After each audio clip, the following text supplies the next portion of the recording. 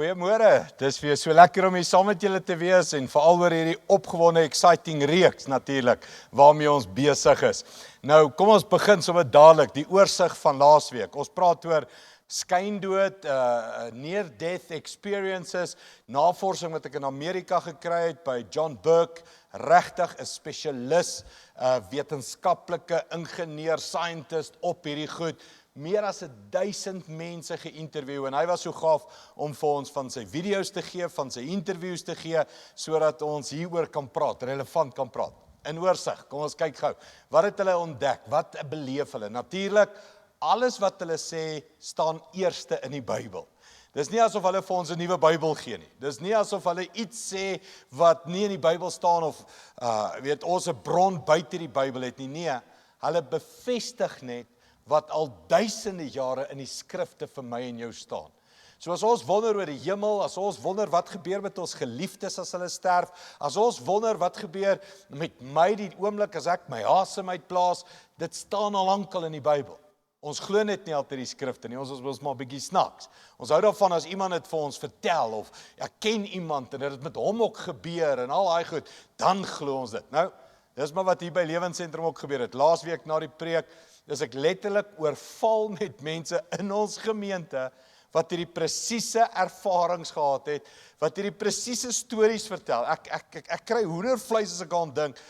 Dit was nog altyd nie tussen ons bewyse, wonderwerk bewyse van die Bybel is akkuraat. Die Bybel weet presies, Jesus weet presies wat met my en jou gebeur. So, die vraag, wat gebeur met ons wanneer ons sterf?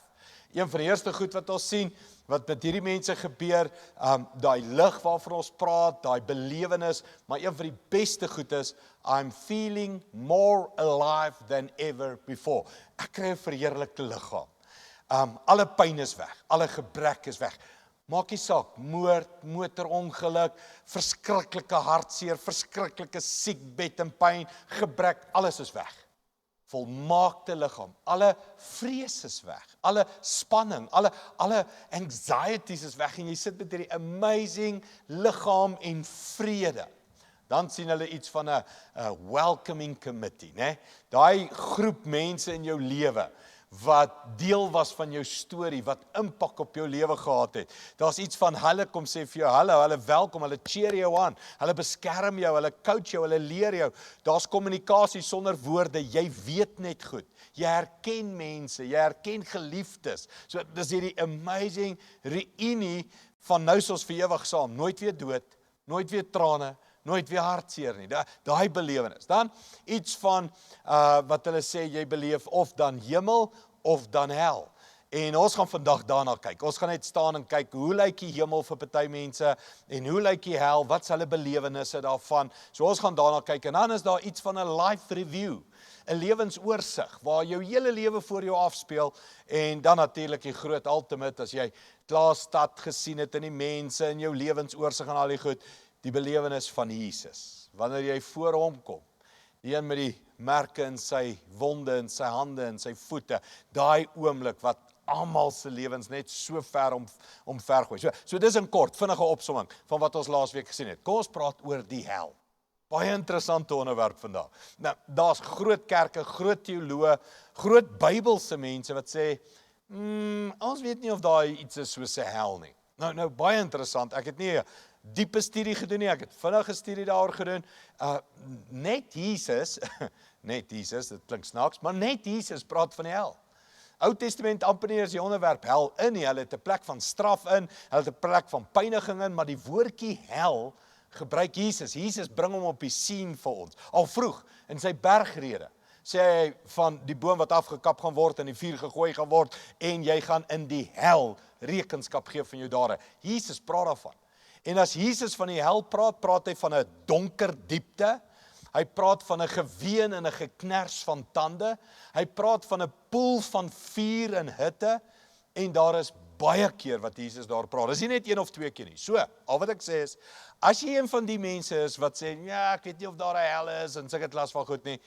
Al wat ek sê, Jesus self, die kenner van die geesteswêreld, Die persoon wat fisies self van die hemel af kom, wat alles geskep en gemaak het, die God self, Jesus self praat van die hel. So dis vir my nogal redelik moeilik dat jy slimmer as Jesus is. Dis my opinie, is net my opinie. Vind die wat nie in die hel glo nie.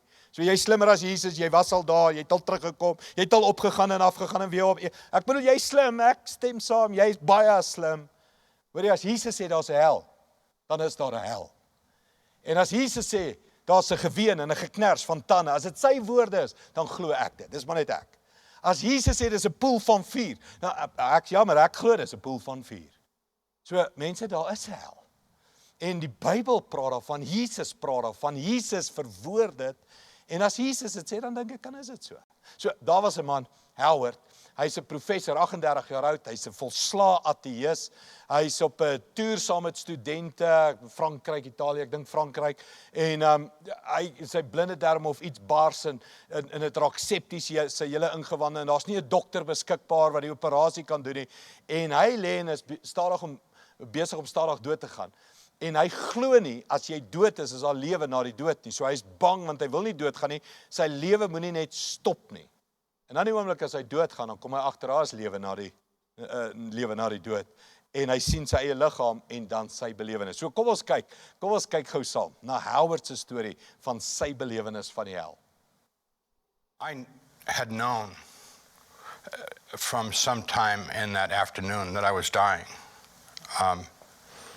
I knew absolutely, but I didn't want to die because I was an atheist, and I knew that I was terrified of it because dying means the end of everything. I was a 38-year-old college professor. My work was shown in some museums. I'd won some prizes. I had a wife and 2 kids, and a career. And one of the thoughts that kept going through: how could this happen? How can this possibly happen? It's not supposed to happen. And I went unconscious. I awoke from that, and I felt wonderful, unlike I'd ever felt in my entire life. Wait, so you knew you died, and suddenly you felt great? Well, I didn't know I'd died. I'd been unconscious, and now I feel great, And where were you? Standing next to the bed, upright. And the first thing, I was like, why do I feel so good? I just felt the worst I'd ever felt in my entire life. Yeah. I mean, I couldn't breathe. And now I'm like Superman. And my eyesight, my hearing, my taste, and I'm thinking about my senses, and I can... So you still don't know you're dead? No. And you feel I haven't figured this alive? out. You feel I feel good? more alive than I've ever felt in my entire life.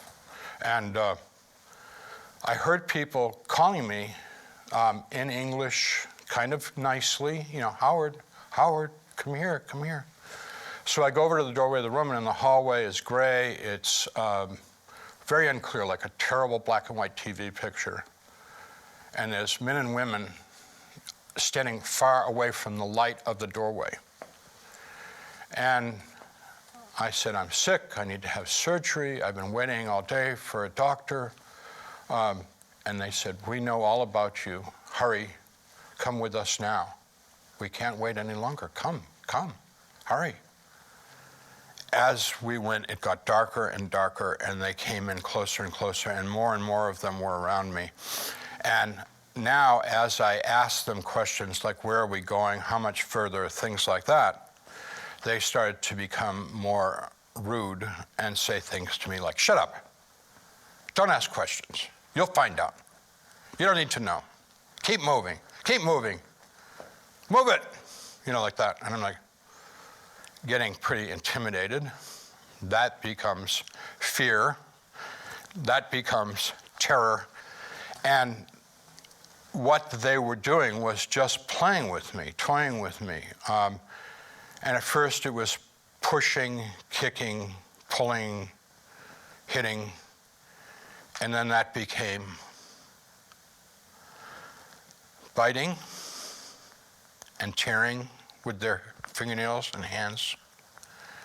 And they were taking pieces of me.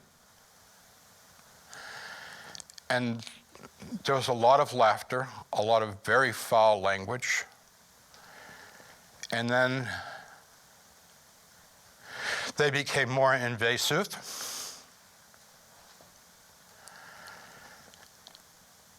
And I don't ever go further with this because it was so demeaning. I mean, I don't talk about it any further. Wow. Dit klink vreesaanjaend, nee. Om deur mense gekrap, gebyt te word, stukke van jou vleis uitgeruk te word, gevloek, geskel te word. Dit is sy eerste entrance belewenis na die hel toe, en hy kan nie verder daaroor praat nie, dit is te erg. Nou, dit het gebeur toe hierdie man, Howard, 38 was. Hy's nou 'n man van in sy 60s, op pad 70 toe, dis meer as 30 jaar later, en dit het nog steeds 'n traumatiese uitwerking op hom. Hy kan nie ontslaa raak van hierdie vrese, die gesigte, die beelde. Nou, ons gaan later kyk hoe Howard daar uitgekom het en wat gebeur het. Amazing story. Maar hier is die feite, daar is iets soos 'n torment, 'n gekners van tande, 'n pyn, 'n suffering, 'n vuur, 'n hel belewenis. Daar's 'n ander verhaal van 'n dokter Rawlings, 'n glad nie gelowige nie, mediese dokter, besig met 'n operasie op 'n ou waar hulle 'n stent moet insit in 'n pacemaker in een van die veins, die are moet insit, en is net lokale verdowing op die ou se ribbekas hartsomgewing. Die ou kyk vir hom en sien hom, en hulle is besig om die ou te verloor in die operasie. Nou, ek gaan nie die hele storie lees nie, ons het nie tyd daarvoor nie, maar dit is 'n aangrypende storie, wanneer hulle die masjienkie, die pacemaker in die aar druk, en die aar gaan oop, en hy kry bloed en suurstof deur, dan kom die ou se oë oop, en hy skree, help my, ek's in die hel. En dan wanneer die dokters werk aan en sukkel, en hulle begin om weer te verloor, en die ou gaan weg, en dan sien jy sy oë toe gaan, en hy gaan weg, en dan dink die dokter, okay, dis beter, en sodra die pacemaker weer inkom, laat sy oë oop gaan, en laat hy weer suurstof kry, dan skree hy, help, ek is in die hel, ek is in die hel. En toe hy uiteindelik die aartjie en die goed inkry, en sy oë gaan oop, en hy sê, bid vir my. Nou, hierdie dokter is 'n ongelowige. En hy sê vir jou, hoorie, ek's nie 'n gelowige nie, ek kan nie vir jou bid nie. En die ou skree vir hom, bid vir my, op die tafel, op die operasietafel, bid vir my, ek's in die hel. En hy sê, well, Jesus loves you, dis iets soos dit, bid net vir Jesus, hy het al gehoor Jesus. En hierdie ou daar op die tafel bid hulle, hy en van die nurses, bid vir hierdie ou 'n simpel gebed van, Jesus, red my. En die ou gaan weer weg, en hulle kry hom weer terug, en uiteindelik is hy gesond, of lewendig, of wat ook al, en na die tyd, toe hy 'n interview met hierdie ou het sê, hoorie, daar was 'n baie scary moment, waar jy geskree het, jy's in die hel. En hierdie ou sê vir hom, dit was iets verskrikliks, ek kan nie daaroor praat nie. Ek was op 'n plek gewees, wat ek vir geen mens kan beskryf nie, maar nadat julle vir my gebid het, toe ek weer weggaan, toe is ek op die mees wonderlikste plek. En hy sê vir die dokter, ek weet nie wat jy glo, ek ken nie jou geloof of enigiets nie, maar ek wil net vir jou sê, toe die laaste keer, toe ek wegraak, en ek's op baie beter plek, dis waar ek vir altyd wil wees. En hy dokter kom tot bekering as gevolg van hierdie ou se storie, en hy maak dit ook sy doel, om dit na te vors, om dit wetenskaplik te bewys, dat mense hellish experience het. Hy het die statistiek uitgebring, dat 23% van alle mense, wat 'n nadoodse, of 'n skyndood-ervaring het, beleef 'n terrible hell experience, van vuur, van hitte, van pyniging. Nou weet ek hier die Bybel, né? Jesus vertel die storie van die ryk man en Lasarus. Die ryk man wat vir Vader Abraham sê, sit net jou hand in water en raak aan my tong, want hier brand ek en is verskriklik en is warm, en ek is aan hierdie kant van die kloof en is verskriklik.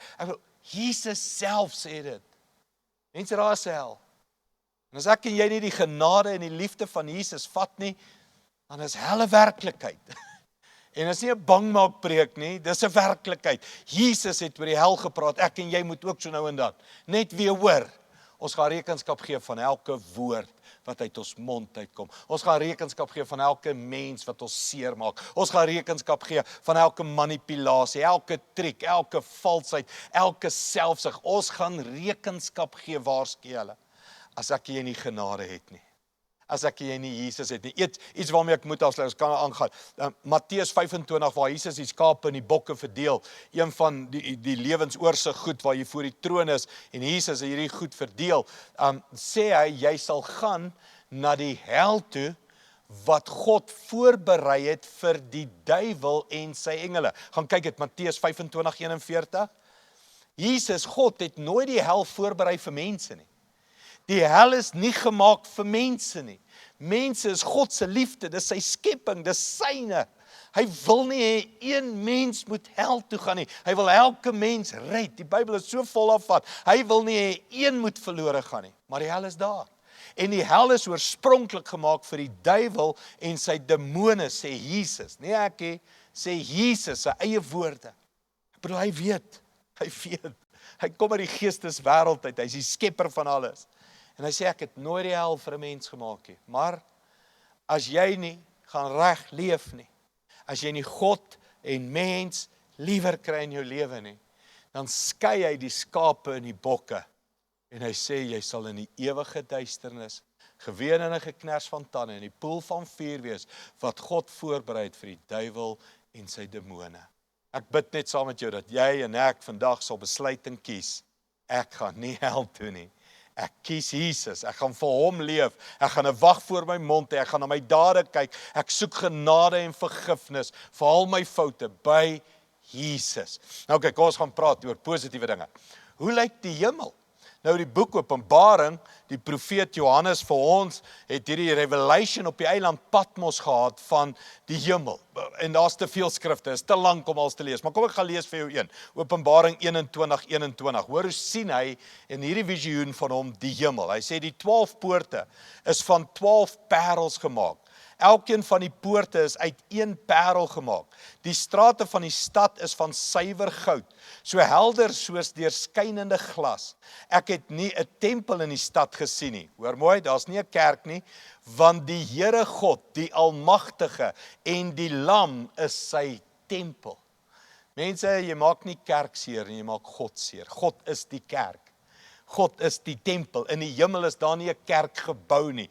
Die Godheid is die plek van samekoms. Ons gaan in God wees. Ons gaan net by hom wees. Hy is die tempel. Hy sê die stad het ook nie die son en die maan nodig om dit te verlig nie, want die heerlikheid van God het dit verlig en die lam is sy kandelaar. Die nasies sal in die stad se lig lewe en die konings van die aarde bring hul luister daarheen. Die poorte van die stad sal bedags nooit gesluit word nie en daar sal nie meer nag wees nie. Die nasies sal hulle luister en eer betoon na die stad toe bring. Niks wat besoedel is en niemand wat gruwelik en vals optree sal ooit hulle voete in die stad sit nie. Slegs die wat opgeskryf is in die boekrol van die lewe. Dit is die boekrol van die lam. Dalk onthou jy weer, laasweek het ons gesê hoe die een ou gegaan het en in Indië navorsing gedoen het om te kyk of mense uit ander gelowe en kulture ook iets hiervan gesien en waar almal daar gesê het, hulle sien hierdie big giant figuur in 'n robe, wit, helder lig staan met 'n boekrol. As ek en jy sterf, om te kyk of ons name in die boek van die lewe is. Maar wat sê jy van hierdie beskrywing? Ek bedoel, ons lees dit. Ons sien dit, dis parels, strate van goud en die lig en die heerlikheid en die liefde wat daar is. Ons lees dit in die Bybel, maar ons glo dit nog nie heeltemal nie. Maar as ons nou na 'n video gaan kyk, van 'n ou wat dit fisies gesien en beleef het, teruggekom het, nou is ons excited en ons glo dit. Dit is great, ek bedoel, dis die doel van die preek. Maar wat van ek en jy glo net wat in die Bybel staan? Daar's 'n hemel. Daar's 'n stad van God. Daar's 'n amazing plek van musiek en kuns en die mooiste gras en bome. Daar's die mooiste rivier wat daar deurvloei uit die troonkamer van God. Dis alles in die Bybel. Maak nie saak wat mense sê nie, dis daar en ek en jy is op pad so toe. Maar kom ons kyk gou. Don Piper se woorde en nog ander se woorde net oor hoe amazing, mooi en wonderlik die hemel gaan wees. Kom ons kyk hierna. So in your book, you describe flying into, is it the New Jerusalem? What is it? And describe the beauty and what you saw. I get this incredible airborne view, a descending, slowing down airborne view of the city of gold. And it's a city that's walled. Over the city were majestic mountains that were as gorgeous as any that could be ever seen. However, they did not look that different than Earth. I wasn't disappointed by that. I'm not saying that. I noticed snow. So think about that. Snow. What does that mean? Atmosphere, temperature, snow. What's that all about? I noticed flying birds later. What does that mean? These are the kind of questions I ask. Yeah. Okay, if a bird is to fly, it can't be a vacuum. I'm hearing music. What does that mean? Music can't transfer in a vacuum. It has to be in an atmosphere. There's atmosphere here in heaven. Oh, what does that mean? And you're flying, but you don't have wings. Right. I'm floating is what I would call it. I'm floating and coming in, descending. And finally, I come down and touch ground level for a while. And I'm hovering between 40 feet-ish and down. And but I recognize later, oh, there was gravity there. There is gravity. There is atmosphere. There's water. There are animals. Inside the city, I could see, we'll start from foreground to back, if you like. I could see the townships, as I call them, homes that people lived in, homes that were likely to be created for the people of heaven. Interestingly enough, they struck me by not so much the size as the architecture. I know nothing about architecture at all. I still don't. But I recognize that there was something divine about the architecture of the buildings. There were small, what we would call like condos here. There were single family residences that we would call here. There were huge palaces. And I could see that, but and this is all inside the wall? On the other side of the wall. I saw none of this. And how big is this city? I mean, can you tell? I could not tell, other than it was beyond the horizon both directions. There's countryside inside, so that it's gorgeous, beautiful, all of the adjectives times 1,000. The gate is quite large. The gate itself, the entrance is small. And the wall is very thick, but you can actually see through it. So I'm looking over these people, and I can see through it. And there appears to be this massive boulevard that really kind of bisects the city, and it is made of gold. But gold that is so pure you can see through it. It's. What do you mean? Well, you can actually see through the gold. It's gold, and it's visible and tangible, but it is pure. Now, we can't imagine that here because gold on earth is one of the densest metals we have. But in heaven, it's so pure you can see through it. So you can see under it. You can see even the roots of trees and things like that. There are trees there. In fact, the tree of life is there. That we were not able to eat of here. We can eat of it there. And you're looking through. I'm looking at the tree. I'm looking at the entrance? gates. I'm looking through the gates. I'm looking down the street. There is a river that flows from this throne or this hill that's high and lifted up. And I know that's the river of life because we're told that it flows from the throne of God. So many of the things that we know and enjoy and love here are visible there as well. I would say this, heaven's never going to be less than this. It's always going to be more. Yeah. So whatever you imagine here that is meaningful to you, the relationships, the beauty, and let's face it, there's some glorious places on earth, but there should be because God created it. This is His place. So heaven's not going to be less than that. It's going to be more than that. There are structures on both sides of the city. They look like mansions to me. I mean, they're glorious places for people to dwell. So it's just an incredibly awesome, overwhelming, bustling place. It's not a boring place. There aren't any cherubs sitting around on clouds playing harps. This is an active, exciting, thrilling place. And at this magnificent gate, a very large wall, very thick wall, and there's a gate, and it looks like the inside of an oyster. It's a gate made of pearl. Really quite dazzling, very brilliant, very beautiful. It almost looks like it's pulsating with life, except I know it's the light reflecting off the gate that makes it look that way. The arch and the tunnel was the same substance. It was not stone, but it was in the stone. But What was the substance? the substance was pearl. It looked like liquefied pearl. And when the light from the throne room, that's the only light that there is, emanated through, it just bounces off the pearl. There's no shadows, and there's no darkness at all, and there's no need for unnatural or artificial light. And it is a sight to behold, and welcomed me to go through it, but I couldn't go through it at that time. Wow, twee mense ver uit mekaar uit, nog nooit mekaar ontmoet of geken nie, wat so presies sê wat die Bybel sê, né? Die poorte van die parels, die strate van goud, en ek bedoel, ons kan nou ure aanhou praat hieroor, maar ons het nie tyd nie. Ek dink goed wat mense altyd vra is, wat gaan ons in die hemel doen? Die hoor daar, dis 'n buzzing of people van energie, alles wat planeet aarde is, male 1000, maar net sonder stres, sonder worry, sonder beklei. Dis nie boring nie, is nie mense wat op 'n harpie op 'n wolk sit en speel en wonder. Daar's 'n energie en 'n passie en 'n liefde en 'n lig en daar's 'n kennis en 'n groei en alles is die heeltyd in God. In sy lig. Daar's nie 'n son nie, daar's nie 'n maan nie. Dis God se lig in hierdie stad wat duisende miljoene mense het. Iets van die huise wat al hoe groter word, né? Jesus Johannes 14 sê ek gaan na my Vader toe om vir julle plek te berei, huis te bou. En as dit reg en klaar is, kom haal ek julle. So daar's iets van Jesus, daai bruidstaal, ek gaan hom vir jou plek te berei, hy is die bruidegom, ons is die bruid en hy kom ons haal en ons gaan in hierdie liefdes intieme verhouding in die hemel vir altyd wees. 'n Ander vraag wat baie interessant is altyd, mense vra, wat van diere?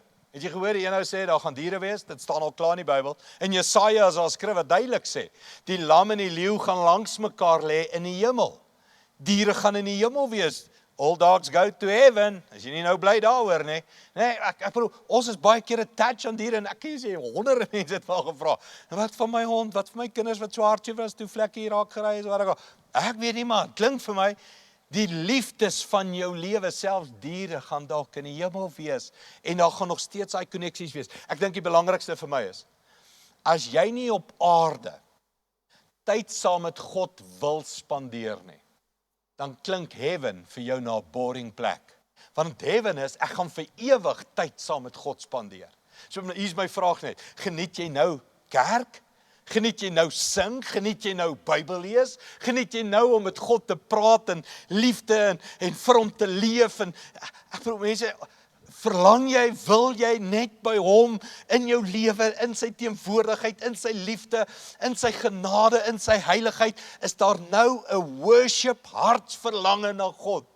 As daar nie is nie, dan gaan heaven vir jou hel wees. Want heaven gaan oor God. En jy gaan by hom wees, en jy wil net by hom wees, en jy wil net sy energie, sy liefde tap en drink en groei. Ek bedoel, heaven is 'n ewigheid. Aarde is 'n skolletjie, en jy gaan vir ewig by God wees. Dis hoe baie God is.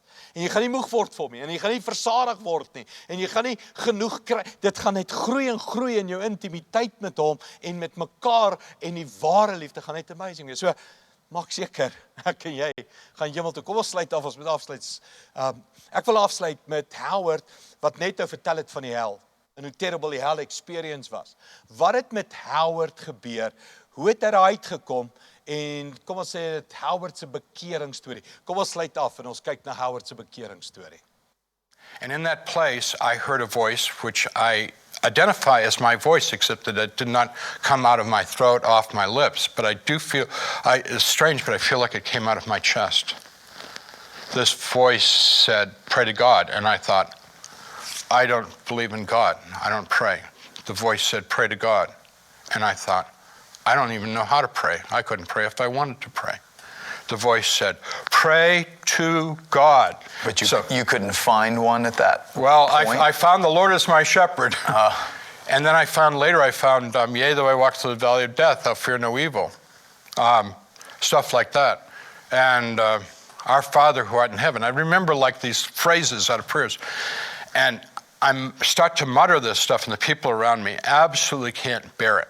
Now, this made me want to pray more, because for the first time I was able to hit back at them. The prayers were like clobbering them.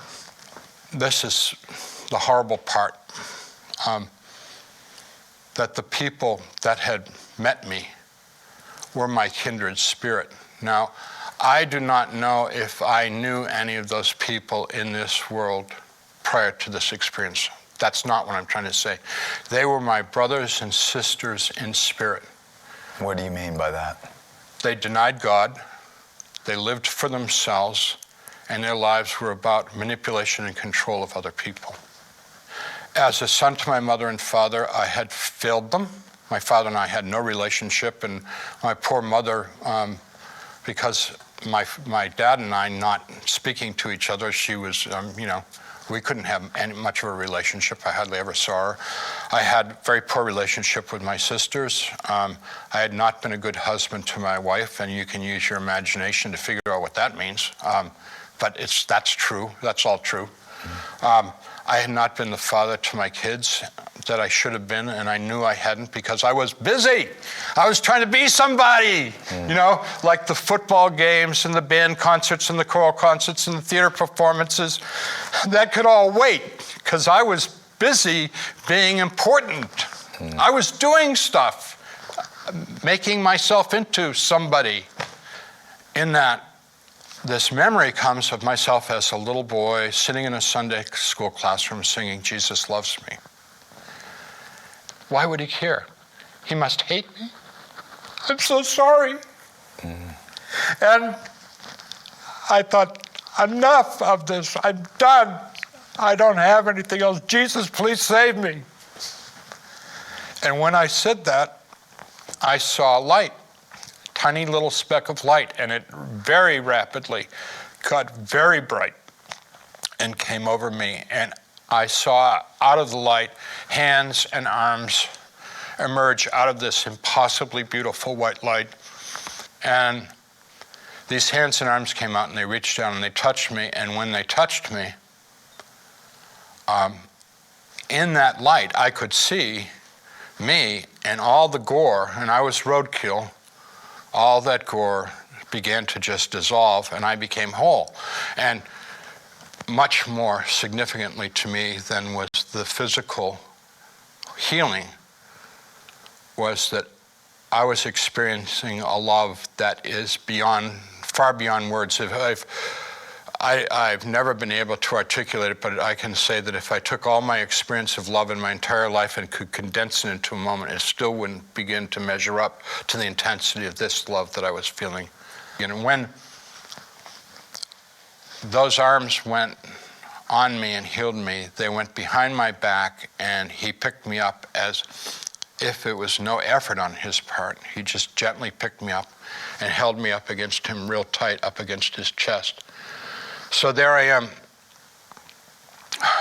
with my arms around him, his arms around me, and I am bawling like a baby, and I am slobbering and snotting and drooling with my head buried in his chest, and he starts to rub my back. Like, he wasn't saying there, but it was just like a mom or a dad with a child. And I knew, I don't know how I knew, but I knew that he loved me very much, just the way I was. Later in this experience, we did a life review, and he made perfectly clear what he did not like, and I can safely say despised, hated, detested about what I had done with my life, but he always loved me. Wow, hier is so baie goed in daai video, nee, maar die einde, live review, volgende week of 2 weke, gaan ons daarna kyk en jy moet dit ook nie mis nie, maar kom ons begin, daai genade van 'n man wat 'n ateïs was, sy hele lewe, tot op 38, net vir homself geleef het, selfsugtig, hard, sy kinders, sy vrou, is almal ondergedruk het, want hy is besig om 'n man te word, suksesvolle besigheidsman, professor, sy werk is uitgestalle plekke, en he's going places. En hy trap op mense, tot daai dag, dat hy besef, ek is op pad hel toe.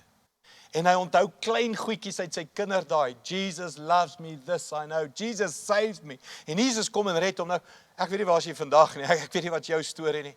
En dalk gee jy al lank voor, jy's okay en jy's alright en alles. Maar eintlik weet jy, jy leef vir jouself, jy backslide, jy's koud, jou verhouding met God is nie brandend en passievol en jy leef nie voluit vir my. Jy waar jy sit, voel jy maar 'n bietjie skuldig. Die genade is oop. Jesus wat sê, kom, sê net, Jesus saves me. Begin net met 'n verhouding. Kom ervaar hierdie liefde. Oor daai liefde, het jy het gehoor wat hy sê? As ek al die gebeure in my lewe, waar ek intense liefde ervaar het, by mekaar sit, weeg dit nog nie op, in daai een oomblik in die arms van Jesus nie. Mens, ek dink nie ek kan jy besef wat is liefde, totdat jy nie jou sonde bely, en hy vir jou sê, my kind, ek vergewe jou. Dis liefde. Niks kan jou skei van daai liefde nie. En het jy al ja gesê vir daai liefde? Het jy al die leuen van die duiwel uitoorlê en ontdek, ek moet vir God en hom alleen leef, ek moet vir Jesus en hom alleen leef? Het jy dit al ontdek? Het jy dit al uitgefigure? Het jy dit al gedoen? Het jy al ja gesê vir liefde? Kan ek sê, nie net uit vrees vir die hel nie, maar die groot uitnodiging van liefde. Ja, die hel gaan terrible wees. En jy moet Jesus kies en God kies, want jy wil nie hel toe gaan, ek verstaan dit. Maar jy moet God kies en Jesus kies, omdat die invitation van relationship vir ewig saam met Jesus is die lokmiddel. Ek wil in sy liefde wees, ek wil net by hom wees. So hier waar jy sit, waar is jy in jou verhouding met hom? Jy nie vandag kies nie, nou besluit. Ek wil nie deurgaan wat Helwer deurgaan en dan eers besluit nie. Onthou, nie almal gaan, kan ek sê, daai tweede kans kry nie. Meeste mense, hierdie is maar 1 uit 23 mense kry so experience, die meeste mense sterf net. En dan is dit klaar, dan is dit finish, dan is jy daar.